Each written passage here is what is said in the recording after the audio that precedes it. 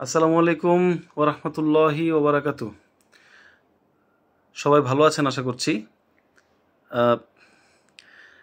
আমাদের দেশ দ্বিতীয়বার স্বাধীন হয়েছে।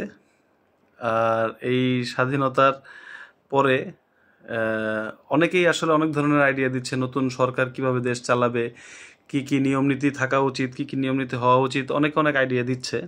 তো আমার মাথায় একটা আইডিয়া আসছে।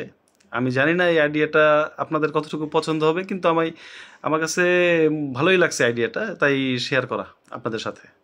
সেটা হচ্ছে, ধরেন মানে আমরা যে গাড়ি চালাচ্ছি, রাস্তায় ড্রাইভ করতেছি, আমাদের যে ড্রাইভিং লাইসেন্স, এটার উপরে আমরা যখন আইন অমান্য করি, তখন কিন্তু বাংলাদেশেও আছে এই সিস্টেম। তখন হয় কি যে পয়েন্ট কাটা যায়।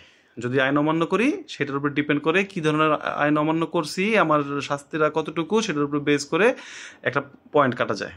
এবং আমি যদি আমার লিমিটের বাইরে চলে যাই, পয়েন্ট কাটতে কাটতে একটা সময় গিয়ে আমার ড্রাইভিং লাইসেন্স বাতিল হয়ে যাবে, এরকম।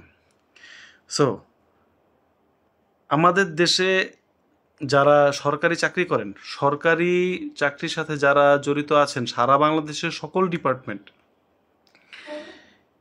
এদেরকেও আমি মনে করি মানে পয়েন্টের আওতায় আনা উচিত। এই জন্য উচিত যে দেখেন, ধরেন আমি একটা মানে সরকারি একটা অফিসে গেলাম, আমি প্রপার সার্ভিসটা পাইলাম না, আমি কিন্তু কমপ্লেইন করতেছি, তার ঊর্ধ্বতন কর্মকর্তাকে আমি কমপ্লেইন করছি। দেখা গেছে উনি আরও মানে বড় 2 নাম্বার।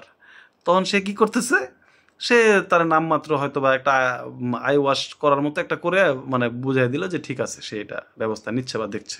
আলটিমেটলি কিছুই না। তো যদি আমার এরকম কমপ্লেন করার অপশন থাকে এবং সেটা দিয়ে পয়েন্ট কাটার কোনো অপশন থাকে, তাহলে যারা গভর্নমেন্ট সার্ভিস দিচ্ছেন তারা হচ্ছে মানে কোনো উল্টাপাল্টা কাজ করার আগে তারা চিন্তা করবেন। যদি কারণ হচ্ছে এটা আবার ডিপেন্ড করবে হচ্ছে তার পরবর্তী যে প্রমোশন হবে অথবা তার চাকরি থাকবে কি থাকবে না এগুলোর উপরে, এবং সেটা অনলাইন থাকবে। সেটা সে আবার রিকভারও করতে পারবেন।